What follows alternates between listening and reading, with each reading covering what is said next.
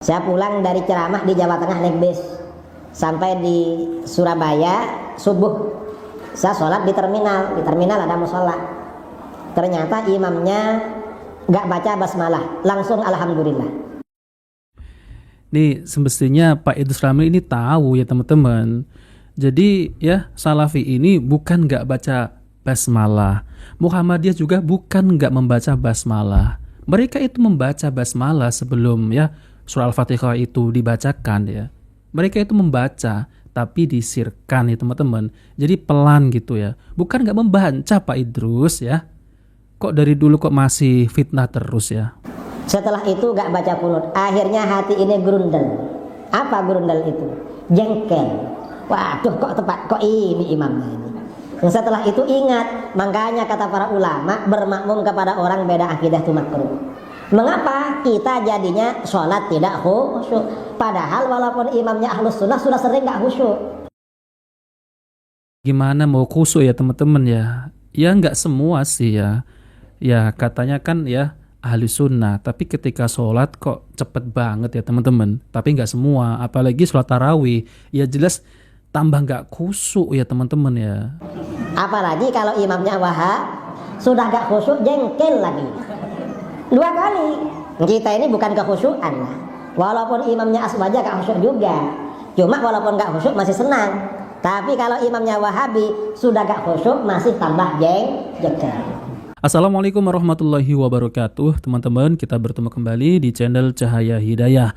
Nah teman-teman, jadi seperti itu ya Kiai Idrus Ramli ketika ada orang yang bertanya bahwasanya bagaimana hukum sholat di belakang imam yang diimami oleh ya Wahabi. Jadi jawaban Kiai Idrus Ramli ini memang aneh ya teman-teman ya. Karena apa? Mayoritas kaum muslimin yang ada di Indonesia ini itu kalau pergi haji ataupun pergi umroh itu diimami siapa kalau bukan diimami yang dituduh sebagai Wahabi. Allahu Akbar. Allahu Akbar. Yaitu misal seperti Syekh Sudes itu yang dituduh sebagai Wahabi. Lalu bagaimana kalau mereka ini haji atau umroh? Masa mau sholat sendiri? Nah pertanyaannya seperti itu ya teman-teman. Karena Kiai Idrus Ramli ini ya mengatakan ya berfatwa bahwasanya kalau kita itu sholat di belakang imam ya yaitu imamnya Wahabi itu sholatnya itu sah tapi makruh. Nah gimana teman-teman? Sholatnya sah tapi makruh. Katanya apa? Katanya ya jengkel hatinya itu. Mana ada ya sholat kok jengkel ya kepada imam ya. Ya kalau jengkel ya imamnya pasti nggak benar bacaannya ataupun imamnya ini sholatnya itu ya bacaannya terlalu cepat, gerakannya terlalu cepat. Ya ini bisa jengkel ya teman-teman. Seperti sholat tarawih yang beredar di video-video itu ya, yaitu sholat tarawih super cepat. Bismillahirrahmanirrahim. Alhamdulillahirabbil maliki yaumiddin. Iyyaka na'budu wa iyyaka nasta'in. Ihdinas siratal mustaqim. Siratal ladzina an'amta 'alaihim ghairil maghdubi 'alaihim waladdallin.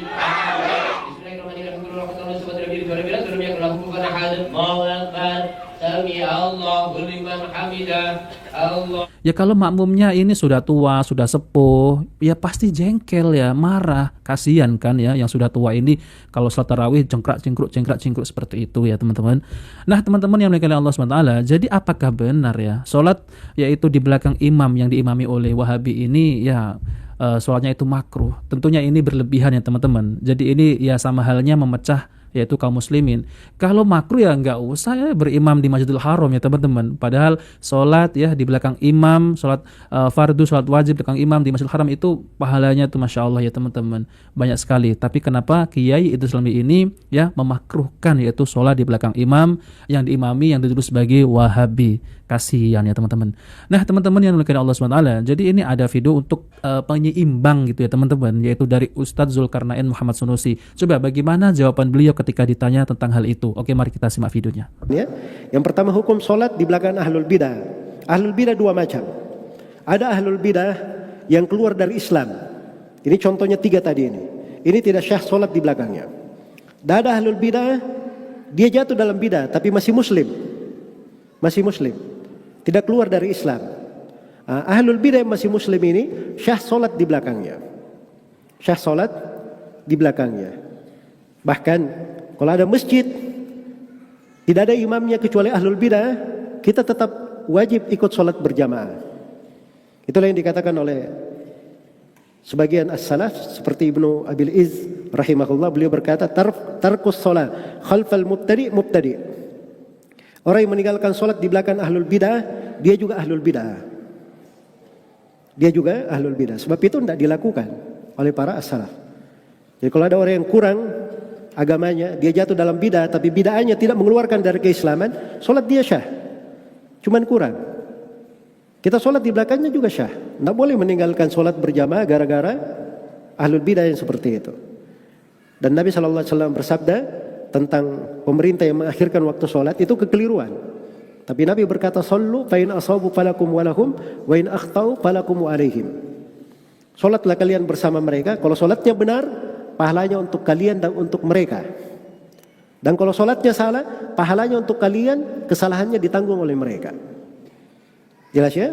Ini penjelasan tentang hukum sholat di belakang ahlul bidah. Nah teman-teman yang dimuliakan oleh Allah Subhanahu wa taala, jadi itulah ya penjelasan dari Ustadz Zulkarnain Muhammad Sunusi hafizahullah tentang terkait masalah sholat di belakang ahlul bid'ah. Dan jawaban beliau, Masya Allah ya teman-teman, jawaban yang sangat bagus sekali ya, yaitu jawabannya adalah sah ya, tetap mendapatkan pahala.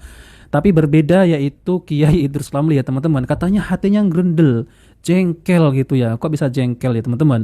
Apalagi ya sholat yang imamnya ini yang di Masjid Istiqlal, yaitu ya siapa itu Imam Masjidil Haram ya, Syekh Abdul Rahman Al-Ausi. Masya Allah ya teman-teman, apakah ya kita sholat di belakang Imam Masjidil Haram ini ya makruh? Ya kan lucu teman-teman. Kalau begitu ya ketika umroh, ketika haji, mau sholat di mana? Karena imamnya itu imam yang dituduh sebagai Wahabi. Coba kalau kita fikir ya teman-teman.